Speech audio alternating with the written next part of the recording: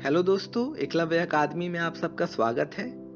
आज की वीडियो का शीर्षक सरदार पूर्ण सिंह कृत मजदूरी और प्रेम निबंध के दूसरे शीर्षक गरेड़िए का जीवन का वाचन है। पहले शीर्षक का वाचन सुनने के लिए आप आई बटन और डिस्क्रिप्शन में देख सकते हैं, वहां आपको इसका लिंक मिल जाएगा। तो चलिए दूसरे शीर्षक का वाचन शुरू करते हैं। तो वाचन कुछ यूं है। एक बार मैंने एक बूढ़े गरेड़िए को देखा। घना जंगल है, हरे हरे वृक्षों के नीचे उसकी सफेद ऊन वाली भेड़ें अपना मुंह नीचे किए हुए कोमल कोमल पत्तियां खा रही हैं। गरेड़िया बैठा आकाश की ओर देख रहा है। वह ऊन काटता जाता है। उसकी आंखों में प्रेम लाली छाई हुई है। वह निरोगता की पवित्र मदिरा में मस्त हो रहा है। बाल उसके सारे सफेद हैं, और क्यों ना सफेद हो, सफेद भेड़ों का मालिक जो ठहरा। परंतु उसके कपोलों से लाली फूट रही है। बर्फानी देशों में वह मानो विष्णु के समान क्षीर सागर में लेटा है।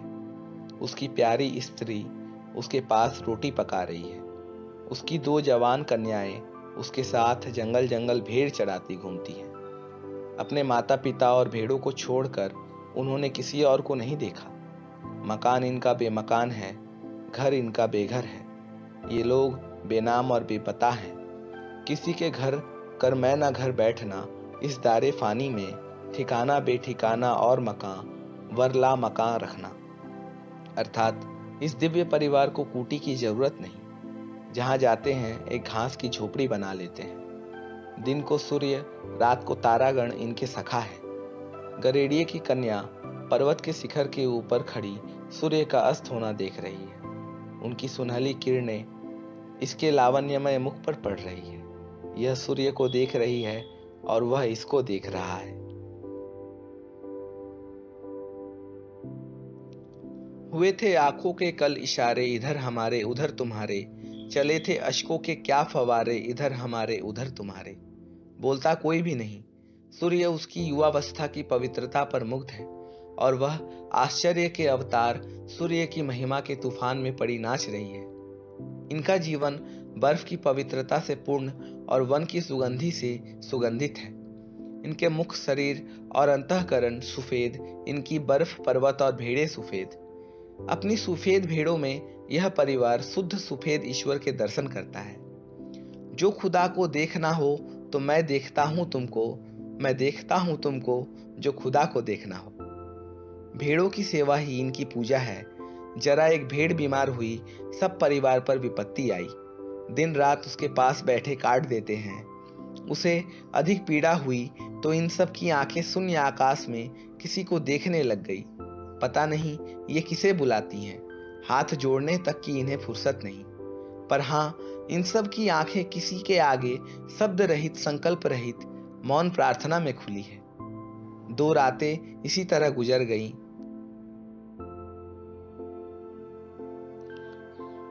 इनकी भेड़ें अब अच्छी हैं। इनके घर मंगल हो रहा है।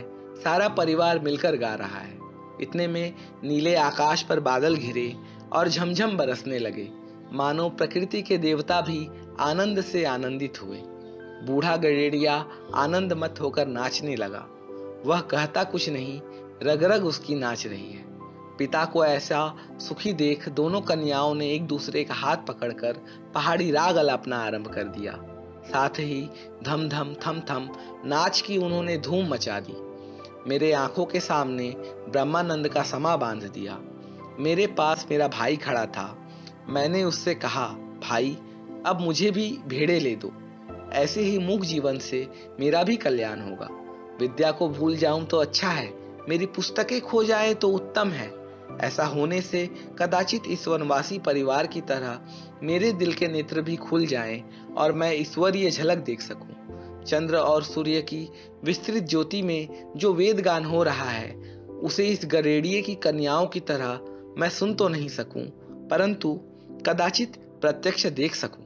कहते हैं ऋषियों ने भी इन्हें देखा ही था, सुना ना था। पंडितों की ऊटपटांग बातों से मेरा जी उकता गया है। प्रकृति की मंद मंद हंसी में ये अनपढ़ लोग ईश्वर के हंसते हुए ओठ देख रहे हैं। पशुओं के अज्ञान में गंभीर ज्ञान छिपा हुआ है। इन लोगों के जीवन में अद्भुत आत्मानुभव भरा हुआ है। गडेड़िए के परिवार की प्रेम मजदूरी का मूल्य कौन दे सकता है। तो इसी के साथ सरदार पूर्ण सिंह कृत मजदूरी और प्रेम निबंध का अंत होता है। उम्मीद है कि आपको वीडियो पसंद आया होगा। वीडियो पसंद आने पर लाइक और सब्सक्राइब जरूर कर दें। अगली वीडियो तक के लिए खूब पढ़ें, खूब लिखें, खूब सुने। धन्यवाद।